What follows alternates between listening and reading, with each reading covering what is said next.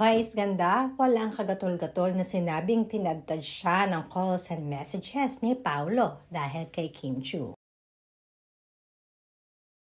Magpahanggang ngayon nga ay may hangover pa din ang mga televiewers at followers ng noontime show na It's Showtime. Dahil sa mga kalidad ng performance ng mga host na ipinakita nitong mga nakaraang araw.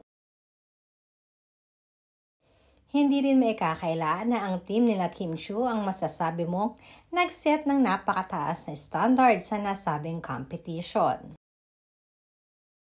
Bawat performance nga ay may kwento. Samantalang napakaganda naman na naging komento na nakuha ni Kim kay Delek Lauren. Dahil sadya namang namangha ito sa kakaibang ipinakita ni Kim Chiu. Ngayon pa lamang nga ay sinasabing may nanalo na kahit hindi pa man tapos ang competition. Panay naman ang naging post ng mga kasamahan ni Kim sa mga naging behind the scenes na kaganapan during the rehearsal.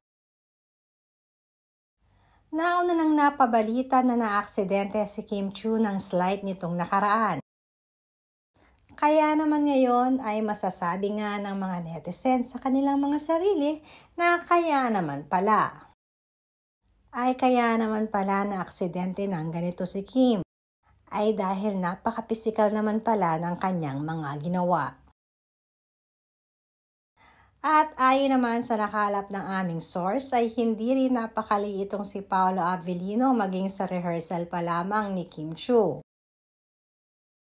Pagbubuking pa ni Vice, grabe din ang naging pag-aalala ni Paolo kay Kim dahil tinadtad di umano siya nito ng tawag at messages during Kim's performance at after na naging performance nito.